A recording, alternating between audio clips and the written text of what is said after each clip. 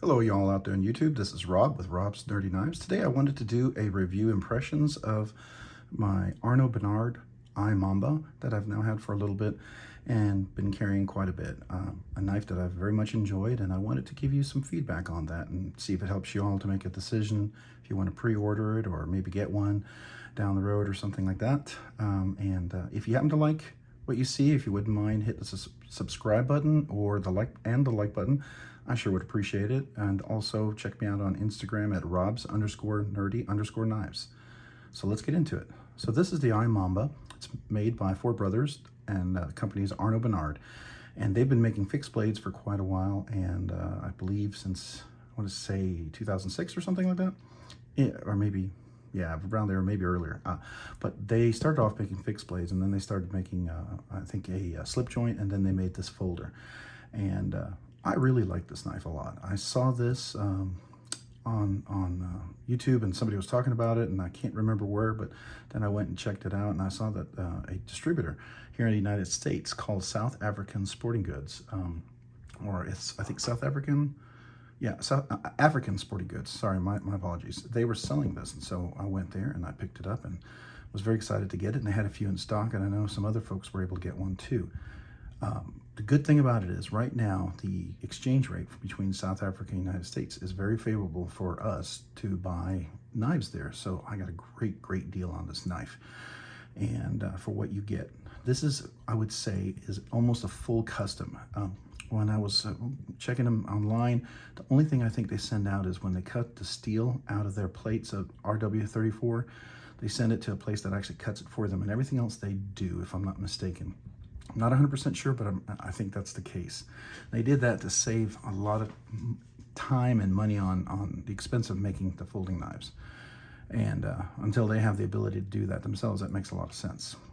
But I do know online that I read that they touched, between the four brothers, at least 200 times each of these knives, which is pretty amazing. So I've carried this and used this. And like I said, any knife that I carry and use is something I want to use and enjoy, and something that I plan to be a carry knife. I don't buy queen saves or safe queens or whatever you want to call them. I want my knife to be a user. And I always liked the Chris Reeved. I have an Umnumzum that I sold, and it was just, I don't know, too much, and I didn't like the action, and just a few things about it that I didn't like, even though I enjoyed keeping it for a while because it was such a pretty knife. It just didn't work for me. And I know for a lot of other people, they love that knife, and that's awesome. And I think if that's the knife you love, go for it. But this right here was something I think I was really looking for. So this is a titanium frame. It does come with other inserts. They have different kind of exotic bone inserts and other designs that are dyed, and it's just really gorgeous, and something you might want to check out if you go to that African Sporting Goods site. You can see things that are for sale there as well. Some of these are now on, you can pre-order them, and I think they might be ready by November, December, something like that. So if you're interested, you might want to check that out. But just really fantastic. Now, if you'll notice right off the top of it's this glass bead blasted titanium finish, which is really nice. Now you can see I've used it. I've got some scuff marks because I use my knives, right? And but this is a glass bead blasted. It's very smooth and nice to the touch, and this is a milled titanium clip. It's got good retention. It actually springs back, but it's not too tight. And it's got 2 screws on the front here. You'll notice that, the pivot screw and the frame screw on the back. You'll notice that same screw goes through this, it's not a backspacer. It is a, oh my goodness, my brain just froze. Backstop, yeah, the backstop right here. So, and there's only one, right? And then you'll notice that the clip right here is screwed inside the frame. It's inside. There's a little screw that has a hidden screw, so you don't see that. That's really nice. It's relatively deep. You'll notice it carries to about probably about right there. And that's not too bad at all for me. I like that. It's just a very aesthetically pleasing knife to carry, so I don't mind that sticking out. And they do use maximum handle for the blade, and you can see that goes all the way to the very end. I mean, if I stick my finger in there, I can probably touch it, but I mean, I have to really stick my finger in there. But if you just run over it, you'll be fine. Beautiful design. If you can see that on the pivot, it's just very gorgeous. I love this. This is a T20 torque size right here, and these are all T8s right here. And I like the design right here. This is etched in AB for Arno Bernard, and that's about it. That's all you see on the scales here as well. So that's really nice. And that is a steel insert. We'll take a look at that here in just a second. All right, so I'm gonna go ahead and flip this open. And if you'll notice on this blade, this is a beautiful hollow grind. And this is a hollow grind. And I believe it's like a two-step hollow grind process that, I don't know if it's Ruin or one of those guys does, which is really fantastic. And this is a little choil right here. Definitely, it's got a little sharp edge. You can definitely catch it for flicking. And I can use that to reverse flick with the left or the right hand, and even front flip, or front flick it open, along with the flipper. And this is RWL 34 steel, which is a really nice, I guess a newer version of second or third generation 154 CM.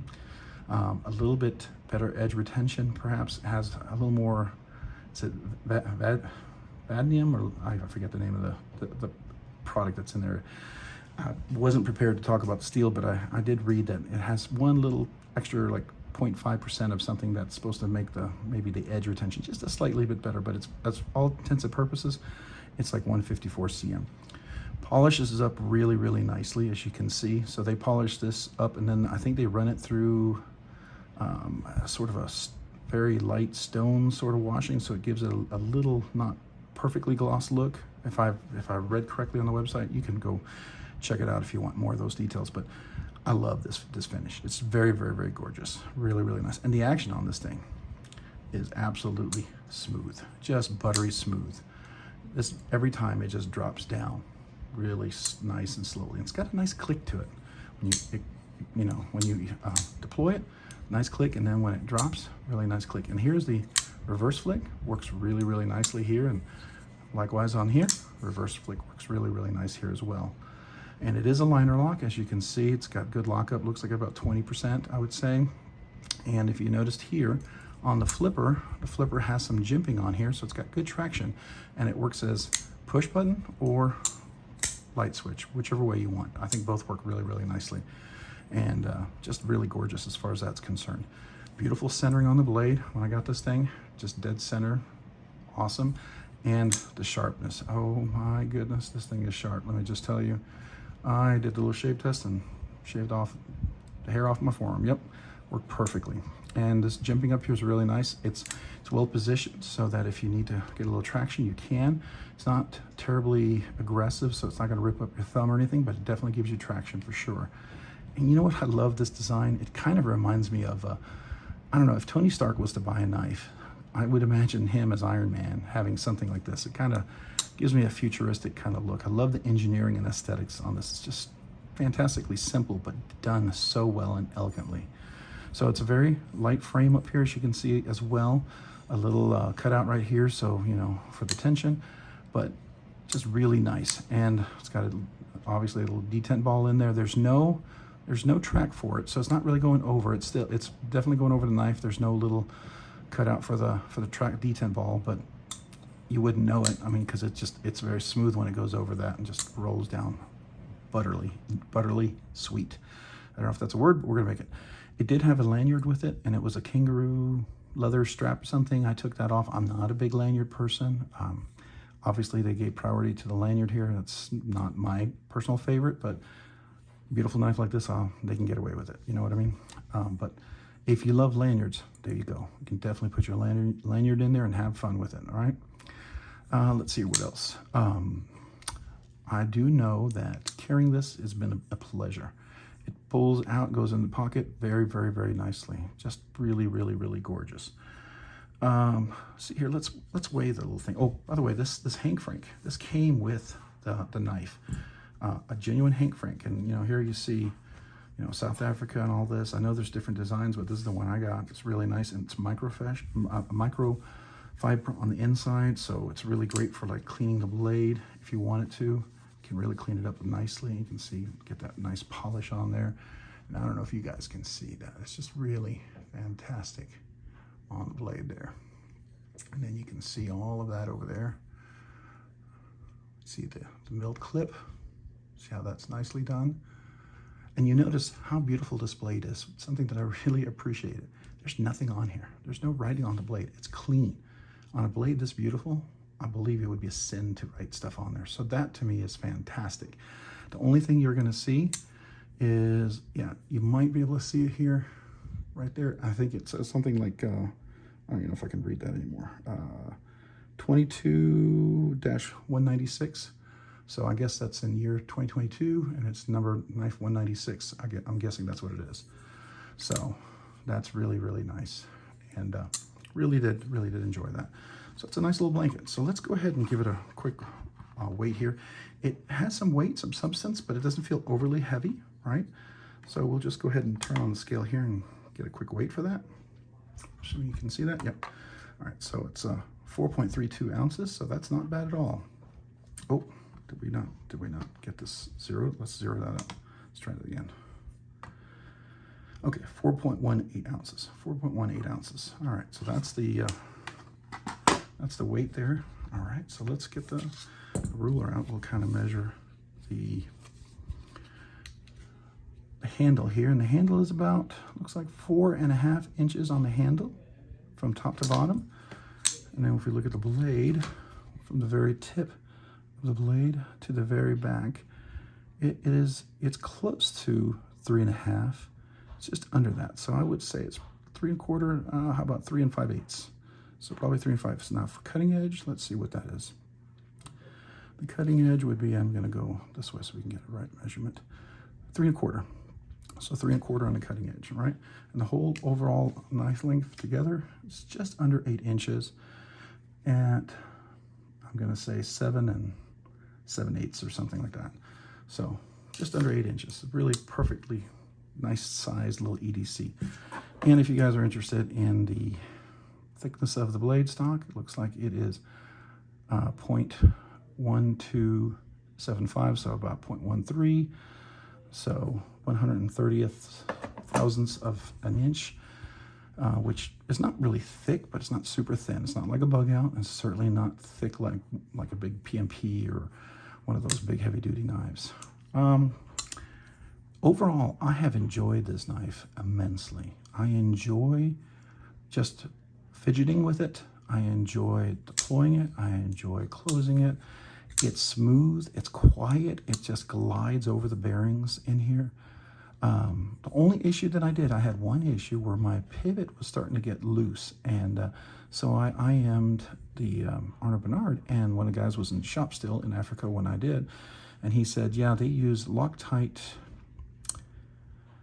I don't forget what it's called, but there's a Loctite on one side of the pivot that's a permanent Loctite, right? And then on the other, it's supposed to be 242. And he may have not put a whole bunch on there. And when I did take it off, it looked like there was hardly anything on there. The other one is really solidly in there. So when you do, all I did is I added a little Loctite on there, and I tightened it back up to the regular point that it was, and where it's centered perfectly back up, and it's held perfectly. So, hey, this is hand done, right? And these are 4 brothers out of Africa doing a good amount of knives by hand. And to me, that's just really awesome. And I'm enjoying it. I think it's a fantastic knife. I enjoy everything about it. The aesthetic, it's just, get a really good grip on this. It's very comfortable. By the way, this clip, no, doesn't dig in at all. Feels very, very comfortable in hand. Very, very comfortable in hand. I have no issues here.